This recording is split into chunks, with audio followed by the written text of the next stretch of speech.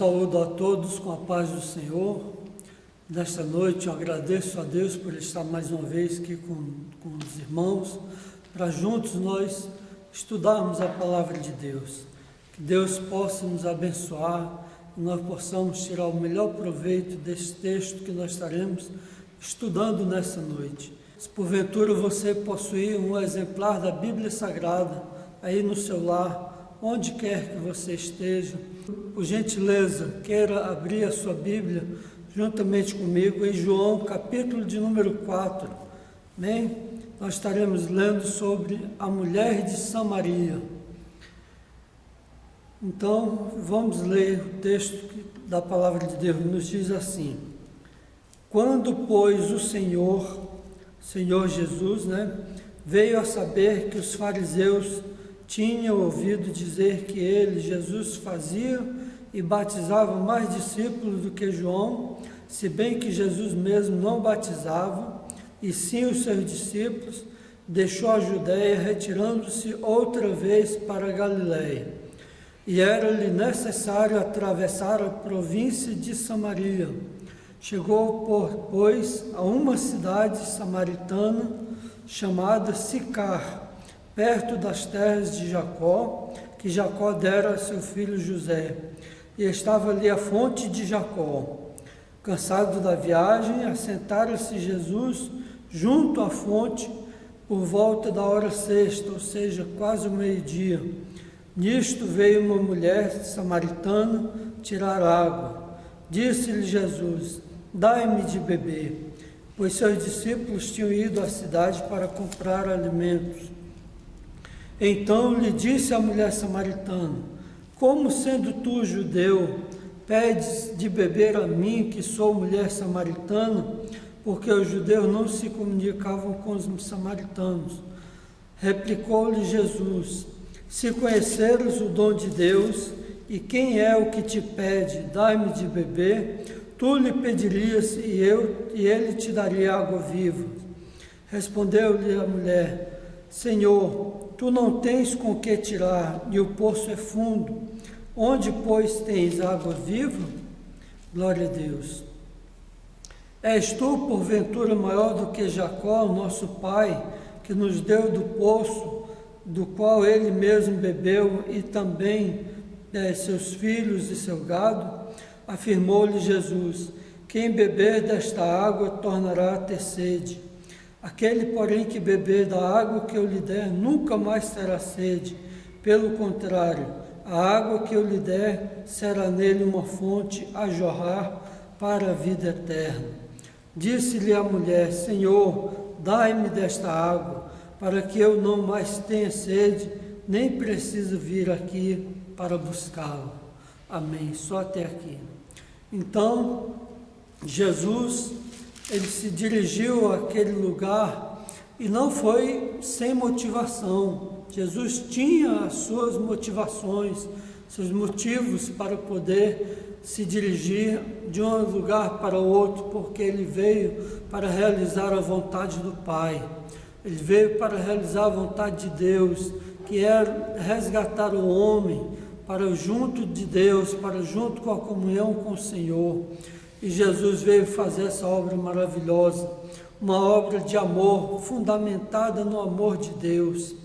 Motivação, uma das motivações é exatamente essa, o grande amor de Deus pelo homem, para transformar a vida do homem carente, do homem necessitado de carinho, de amor, de afeição, de afeto, de compaixão, de misericórdia. E aqui nós vimos, antes, a gente olhando aqui no texto antes, quando Jesus estava ali na Judéia, Jesus estava junto dos fariseus, dos escribas, de doutores da lei, homens que debatiam com ele sobre a lei, sobre determinados assuntos, sobre assuntos ligados às vezes até à política. Mas Jesus não tinha essa motivação. Jesus, não era a motivação de Jesus debater sobre a lei. Não era a motivação de Jesus ficar debatendo para mostrar que sabia mais ou que ele tinha conhecimento acima do que os outros tinham. Jesus não tinha essa motivação, Jesus tinha uma outra motivação. Ele veio buscar e resgatar aquele que se havia perdido. E aqui a palavra diz assim, bem claro para nós: quando, pois, o Senhor veio a saber que os fariseus tinham ouvido dizer que Jesus fazia e batizava mais discípulos que João, se bem que Jesus mesmo não batizava, e sim os seus discípulos, deixou a Judéia, retirando-se outra vez para a Galiléia. E diz que era necessário atravessar a província de Samaria. Estava no meio do caminho a província de Samaria. E ele passava justamente naquela cidade chamada Sicar. É interessante que havia uma inimizade entre os samaritanos e os judeus, porque os samaritanos, eles criam de uma forma e os judeus criam de outra forma. Eles se odiavam, mas é interessante que Jesus não olhou para esse lado. Jesus olhou para o lado do amor, para a necessidade do homem. E aqui nós vimos que ele simplesmente deixou aquele debate que estava tendo debate com os fariseus, deixou de lado, não perdeu mais tempo com aquilo dali e se dirigiu para aqueles que estavam necessitando, os samaritanos, os galileus, que tinham sede de ouvir a palavra de Deus, tinham sede de Deus nas suas vidas, precisavam de ser alcançados. E Jesus, então, cansado da viagem, como diz assim, ele se assentou junto ao poço. É interessante que aquela mulher, ela estava sozinha, enquanto os discípulos de Jesus foram para a cidade comprar mantimento, alimento, Jesus ficou ali junto do poço. E aquela mulher, ela foi ao meio-dia, na hora que o sol estava a pino, no sol quente, porque as mulheres, vamos dizer assim, as mulheres de respeito da cidade, elas costumavam ir pela manhã buscar água. E aquela mulher certamente deixou para ir meio-dia, porque a fama dela não era das melhores. Ela já tinha sido casada com 5 homens, e o homem com quem ela vivia não era o marido dela. Então era uma mulher que tinha uma vida assim duvidosa, uma mulher pecadora, e que precisava de ouvir a palavra de Deus e ter alguém que lhe transformasse a vida, que ela lhe perdoasse seus pecados. E a palavra de Deus nos diz que só Deus perdoa o pecado. Só Deus. É interessante que Jesus, ele foi até ali aquela fonte, e ali ele operou essa maravilha na vida daquela mulher. Ele quebrou vários paradigmas naquela época, várias situações.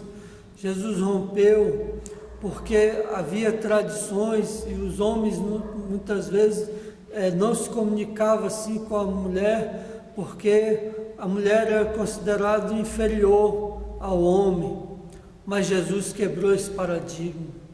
Jesus conversou com aquela mulher, pediu água para beber, puxou um assunto, e aquela mulher ouviu aquela palavra e disse: mas como é que, sendo tu um homem judeu, me pede água de beber para mim, que sou samaritano, visto que os judeus não se comunicam com os samaritanos, ainda mais com uma mulher?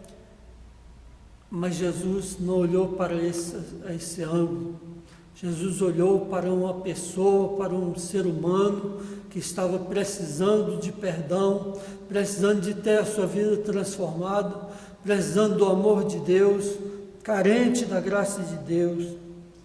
Aqui nos diz que, em segundo lugar, os judeus não falavam com os samaritanos, pois achavam que eles haviam traído a sua fé ao realizarem casamentos com estrangeiros. Judeus e samaritanos se odiavam mutuamente e evitavam qualquer contato. Em terceiro lugar, nenhum homem respeitável, especialmente um mestre, falaria com uma mulher de tão má reputação, aquela mulher era socialmente rejeitada. Então Jesus ignorou todas essas barreiras sociais ao conversar com a samaritana. Ele revelou como o Messias, se revelou como o Messias que todos aguardavam ansiosamente, oferecendo perdão, redenção e uma nova vida. Aquela mulher bebeu da água que Jesus tem para dar, uma água que nós bebemos ouvindo a palavra de Deus. É uma água que vem, transforma a nossa maneira de pensar, que desce para o nosso coração e enche de gozo, da alegria da salvação as nossas almas. O nosso espírito torna a viver para com Deus. A nossa fé que estava amortecida volta a se tornar uma fé viva e eficaz em Deus, e nós passamos a adorar a Deus em espírito e em verdade. A mulher disse para Jesus assim: Senhor, os judeus dizem que nós devemos adorar a Deus lá em Jerusalém, os nossos pais nos ensinaram, nos ensinam que nós devemos adorar a Deus aqui nesse monte, aqui em Samaria. Jesus disse: mulher, a hora vem, e agora é que os verdadeiros adoradores adorarão o Pai em espírito e em verdade. Porque o Pai procura tais que assim o adorem em espírito e em verdade. Então a adoração a Deus é feita a partir do Espírito. É no Espírito que nós adoramos a Deus, nós reverenciamos a Deus, nós tememos a Deus, nós invocamos ao Senhor, e nós temos uma fé, uma confiança viva no Espírito. E é em espírito que se adora a Deus. E foi justamente essa obra maravilhosa que Jesus veio resgatar, veio realizar na vida do homem. Porque o homem vivia distanciado de Deus, andando segundo os seus pensamentos, interpretando a palavra de Deus, as leis, segundo as suas tradições, e muitas vezes tapeando, enganando, usando de juramentos falsos. Mas Jesus veio trazer à luz a verdade para com todos. Aqui a palavra nos diz assim: o povo de Samaria também ansiava pela água da vida, ou pela água viva, e respondeu com entusiasmo a mensagem de Cristo. Anos depois, Jesus ordenou aos seus discípulos que fossem testemunhar em Samaria. E diz que o diácono Filipe também fez uma grande obra missionária lá em Samaria. E muitos se alegravam, eram curados, libertos, transformados pelo poder da palavra de Deus, pela operação do Espírito Santo de Deus. E é exatamente isso que Deus quer realizar na sua vida. Deus quer realizar nas nossas vidas os seus milagres, a transformação, uma nova vida, um novo caráter, um caráter limpo, justo, uma vida de retidão, de justiça, de prudência, de valor, de uma moral elevada. É isso que Deus quer para nós, e é isso que Ele pode fazer e Ele faz. Quem sabe agora mesmo você está me ouvindo, está ouvindo esta palavra, e você sabe muito bem que a salvação depende de ter Jesus na sua vida. Você sabe que Jesus é o único caminho, que Ele é a porta que Deus abriu para que o homem possa passar por ela e entrar e encontrar pastagem, alimento para a sua alma.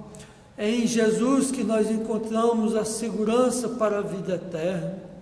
Então, se você, meu amigo ou minha amiga que está me ouvindo nesta hora, nesta noite, neste momento, você queira reconciliar-se com Deus, reconciliar sua vida com o Senhor, fazer um compromisso sério, definitivo com o Senhor, aceitar Jesus como seu único suficiente Salvador, faça isso agora, neste momento. Creia que o Senhor é poderoso para mudar toda a sua vida, toda a sua história, e lhe dar uma nova história.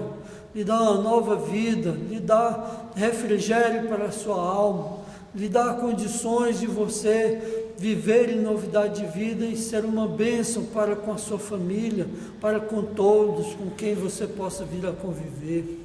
Foi assim com a vida daquela mulher samaritana. A partir daquele momento, Deus trabalhou na vida dela e Jesus transformou ela em uma mulher missionária, evangelizadora. Ela prontamente bebeu da água que Jesus tinha para dar, se alegrou, se animou, teve o seu perdão dos seus pecados, sentiu que foi perdoada e correu para aquela cidade de Sicar. Foi anunciar àquele povo, aos seus familiares, aos seus amigos, aos conhecidos, que havia encontrado o Messias prometido e que eles ansiavam. E ela foi bem-aventurada. Eles a ouviram e creram na palavra daquela mulher, porque ouviram a Jesus falar das coisas de Deus, ouviram a Jesus manifestar o amor de Deus. Jesus manifestou ali no grande amor de Deus, não olhou para a cor da pele de ninguém, não olhou se era homem, se era mulher, mas olhou que era um ser humano, criado por Ele mesmo, carente da graça de Deus, do amor de Deus. Ele olhou para o homem interior, não para a aparência. Jesus, Ele olha para você, não segundo a sua aparência. Ele olha para você como você realmente é, quem você é, olha lá dentro do seu coração, na sua vida, e quer transformar toda a sua vida, espírito, alma e corpo, para a glória de Deus Pai. Isso é maravilhoso. Então aqui nos mostra que uma mulher que era pecadora, cuja vida era uma vida de imoralidade, foi transformada, bebeu da água que Jesus tinha, teve a sua moral transformada. Agora ela é uma mulher de moral elevada, foi valorizada, foi ouvida pela sociedade. Eles deram ouvido à sua palavra porque só podia mesmo ser Deus ali na pessoa bendita de Jesus para fazer essa obra maravilhosa na vida daquela mulher. E Jesus fez, não só na vida dela, mas de muitas outras. Jesus valorizou o ministério das mulheres e valoriza até os dias de hoje. Na igreja que foi formada ali mesmo, em Jerusalém, na Judéia, em várias partes, até mesmo em Samaria, as mulheres foram comissionadas por Jesus juntamente com os discípulos, os homens. A mesma comissão Jesus ordenou para os discípulos, para os apóstolos, ordenou para as mulheres, porque também eram discípulos do Senhor. Disse, portanto, ide por todo mundo, pregai o evangelho a toda criatura. Aquele que crê e for batizado será salvo, aquele que não crê será condenado. E estes sinais seguirão os que crerem. Jesus estava falando de uma forma generalizada, juntando tanto homem como mulheres, porque Deus ama todos por igual. E ele diz assim, os sinais seguirão os que crerem.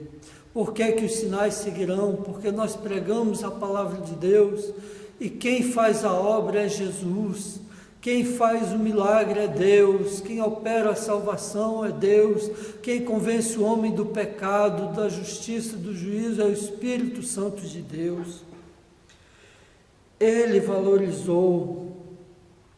Diz aqui que Deus escolheu as mulheres para serem as primeiras testemunhas da ressurreição de Cristo. E foi elas que o Cristo ressurreto confiou a sua primeira mensagem para os discípulos. A descida do Espírito Santo reforçou ainda mais o papel das mulheres na evangelização, pois tanto elas quanto os homens receberam poder para testemunhar até os confins da terra.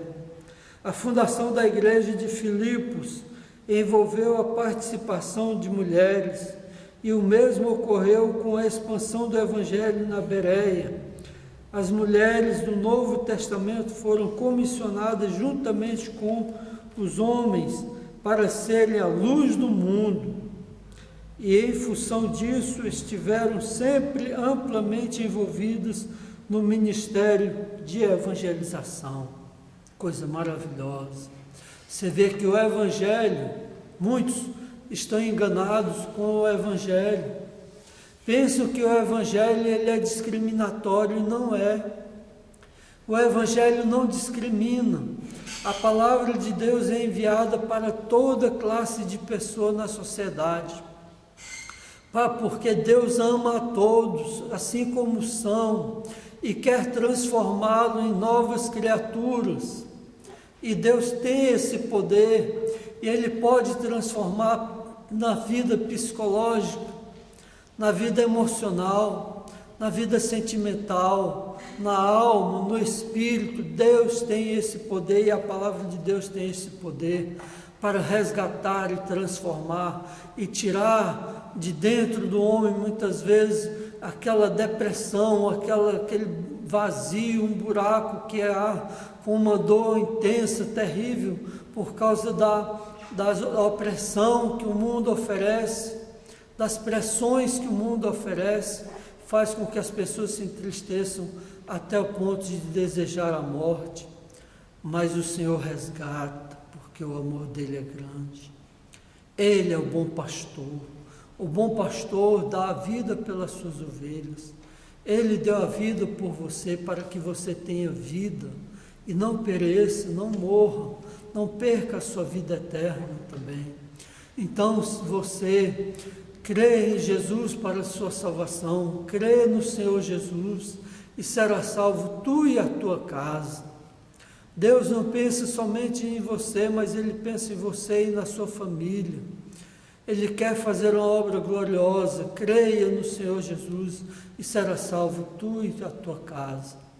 Então, se você que está me ouvindo nesta hora, neste momento, você quer fazer um compromisso com o Senhor, de voltar-se para Ele, de abrir o seu coração, de contar a sua situação e buscar o arrependimento, buscar o perdão. E nesta hora, neste momento, nós vamos orar. Então, ore juntamente comigo neste momento, diante de Deus. Ó Deus soberano e eterno, Deus maravilhoso, em nome de Jesus, e juntamente com esse ouvinte da palavra de Deus, estou vindo à tua presença, Senhor, para buscar a tua face e te pedir, Senhor, que tenha misericórdia. Senhor, se é o caso, tira toda opressão, se for o caso. Tira toda a possessão maligna, se for o caso. Senhor, tira a tristeza, a depressão, e dá o gozo, a alegria da vida eterna. Dá o alívio, o refrigério na alma, Senhor. Ó Deus, e encaminha, Senhor, mostra o caminho direito para que essa pessoa siga. Senhor, nosso Deus, seja bem-aventurado e feliz, Senhor. Em nome de Jesus nós te pedimos nessa hora, nesse momento, nós agradecemos, ó Deus, que Deus assim nos abençoe, que o Senhor lhe fortaleça, lhe dê graça, e você seja bendito do Senhor, seja bendita do Senhor, em nome de Jesus, que Deus os abençoe. Eu agradeço essa riquíssima oportunidade que me foi confiada neste